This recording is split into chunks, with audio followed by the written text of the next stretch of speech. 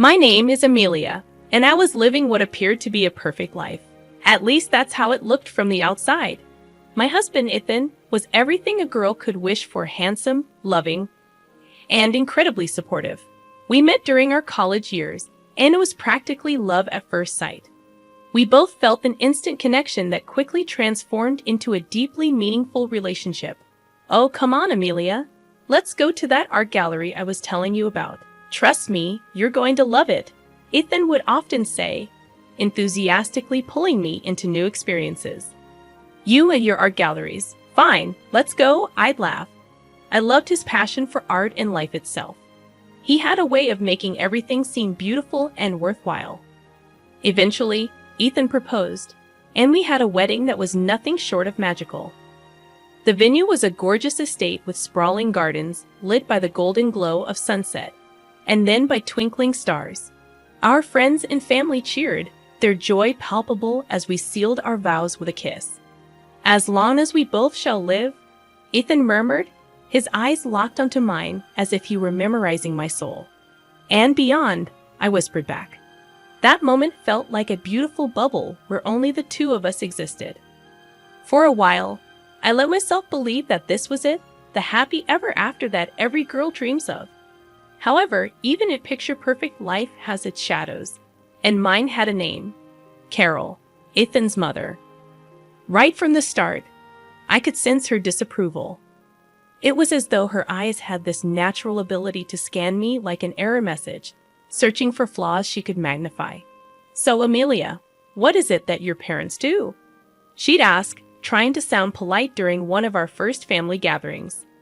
My father's a mechanic, and my mom's a nurse, I'd reply. A mechanic and a nurse.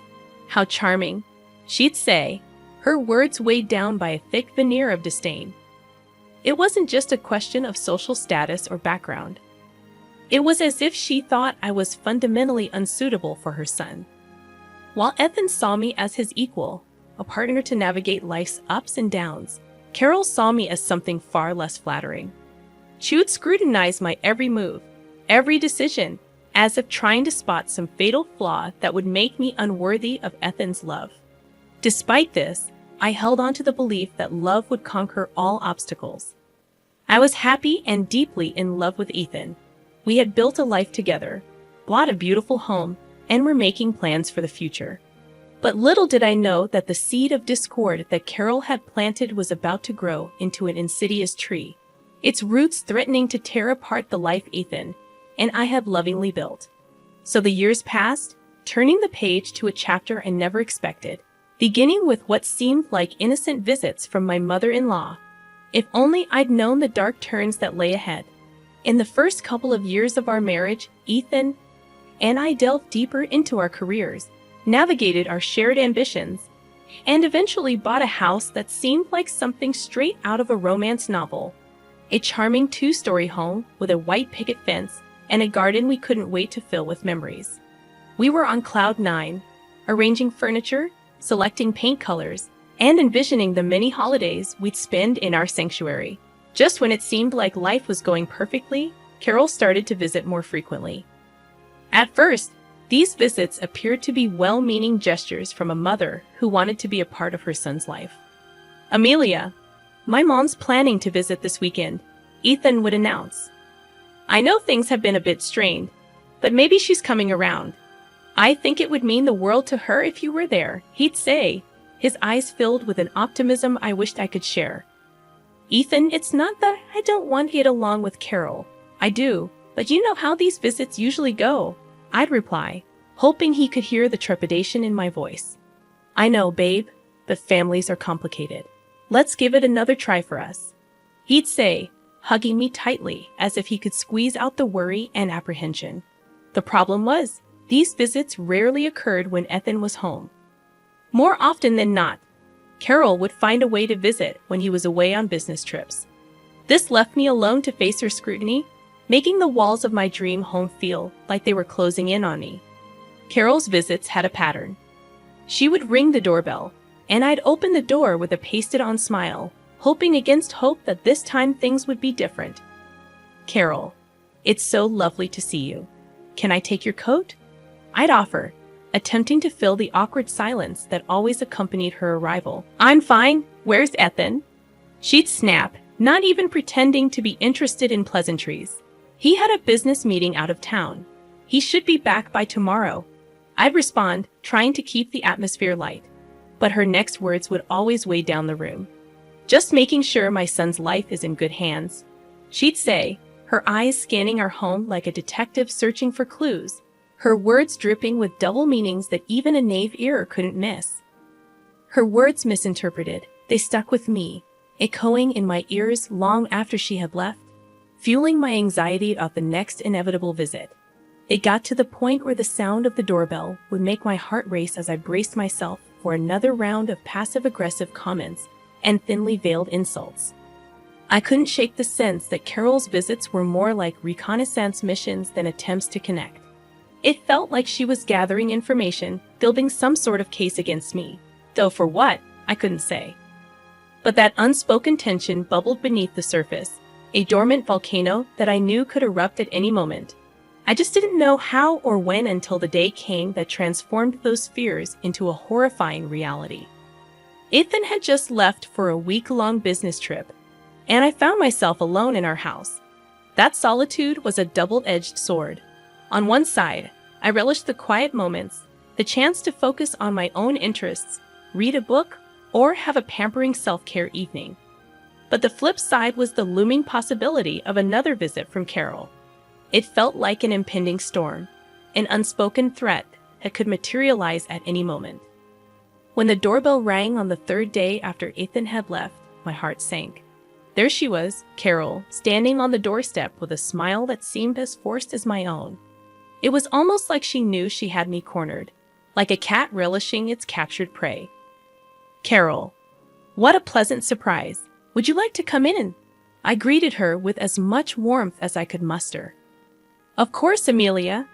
Where else would I be?" she said, stepping inside and looking around as if she owned the place.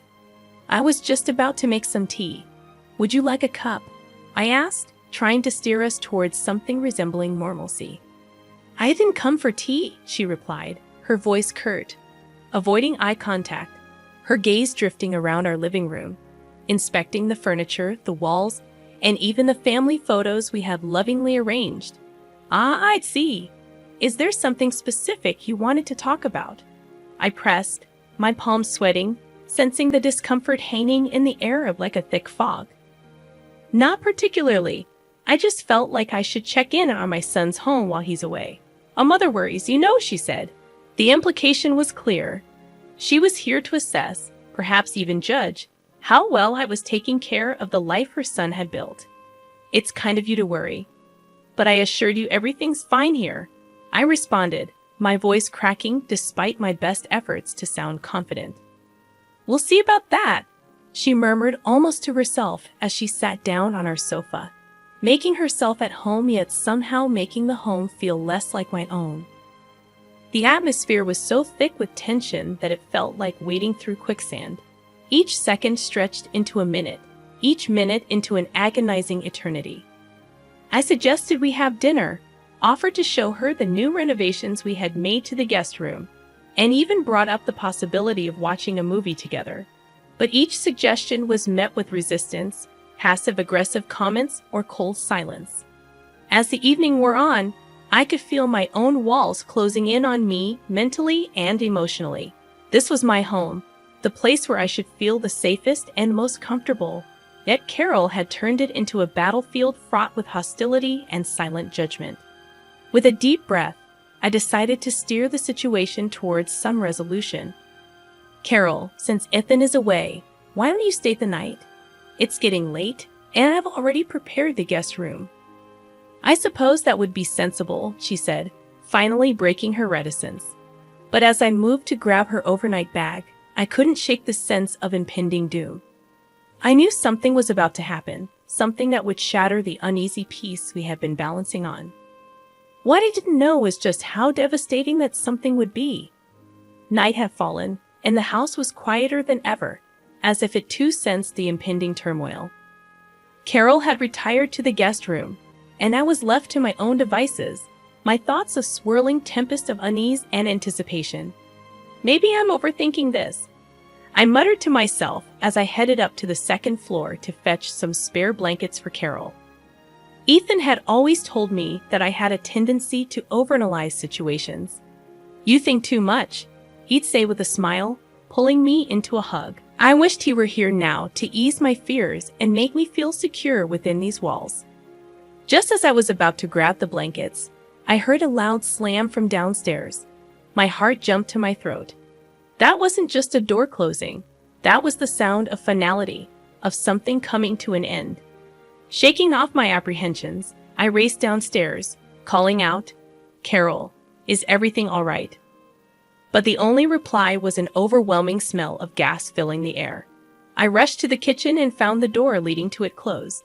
Pulling at the handle, I realized it was locked. Panic surged through my veins. My mind was screaming frantically.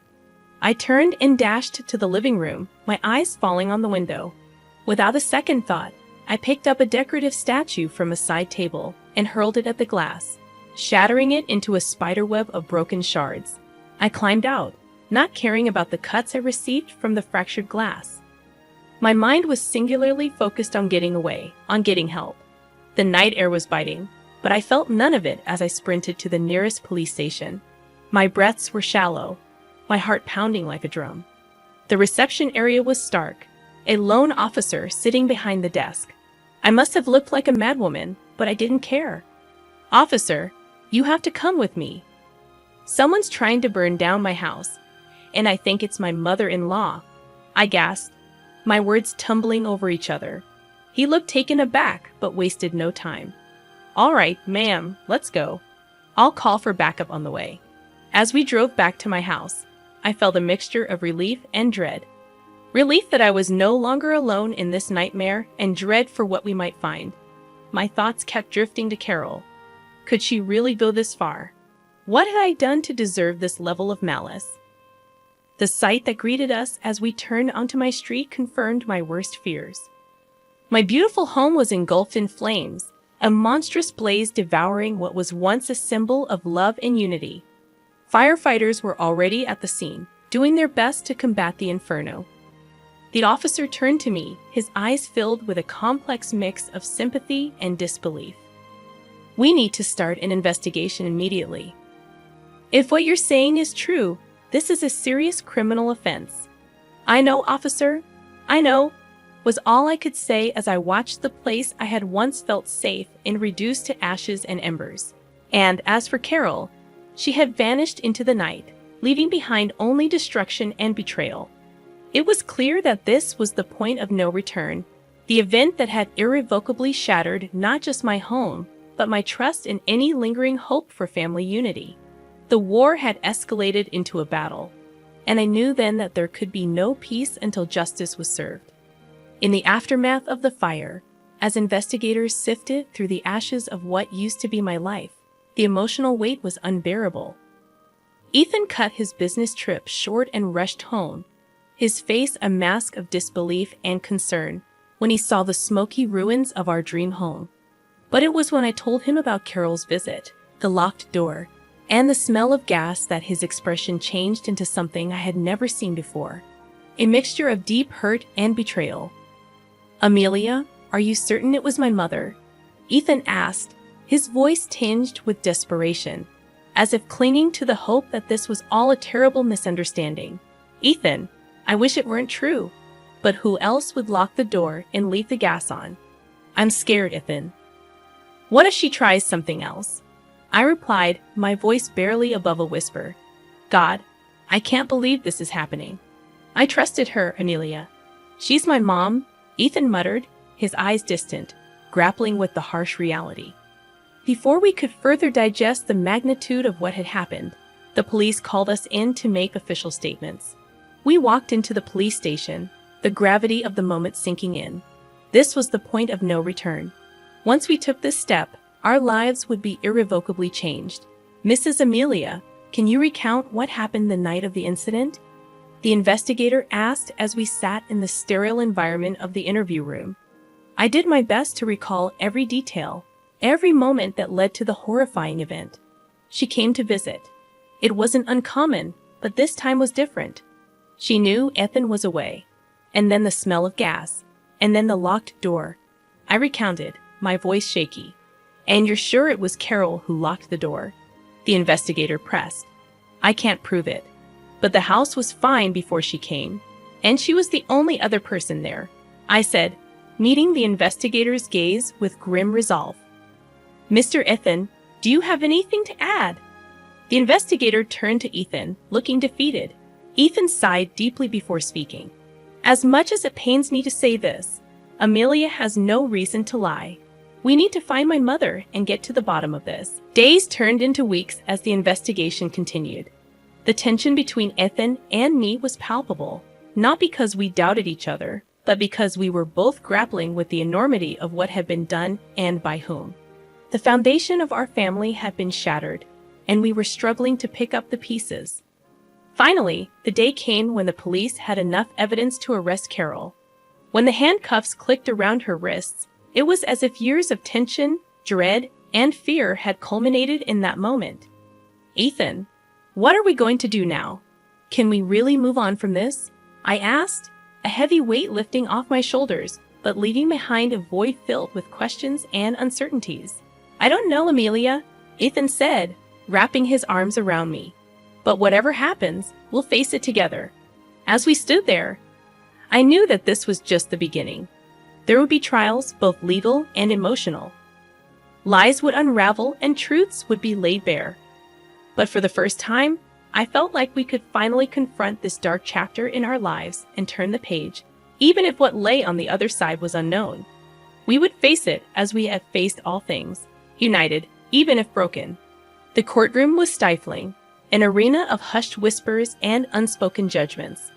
When the judge announced the sentence, 6 years for attempted murder and arson, there was a collective gasp, a release of the tension that had built up over the weeks of the trial.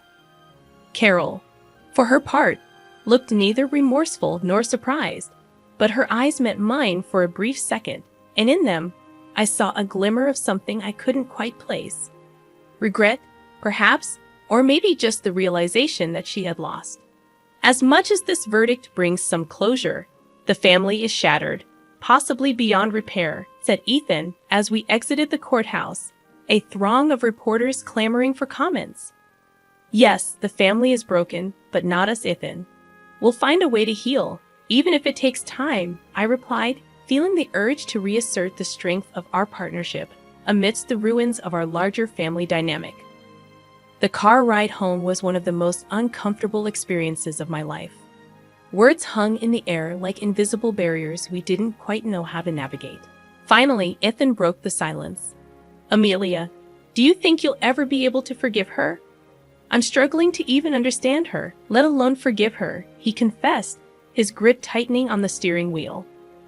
Ethan, forgiveness is not about her. It's about us. It's about not carrying this heavy burden for the rest of our lives, but understanding why she did it. I don't know if I'll ever get there, I responded, my eyes focused on the road ahead, both literally and metaphorically. We have to rebuild, Amelia. We've lost a home, but we can't lose each other. Where do we even start? Ethan asked, his voice tinged with despair.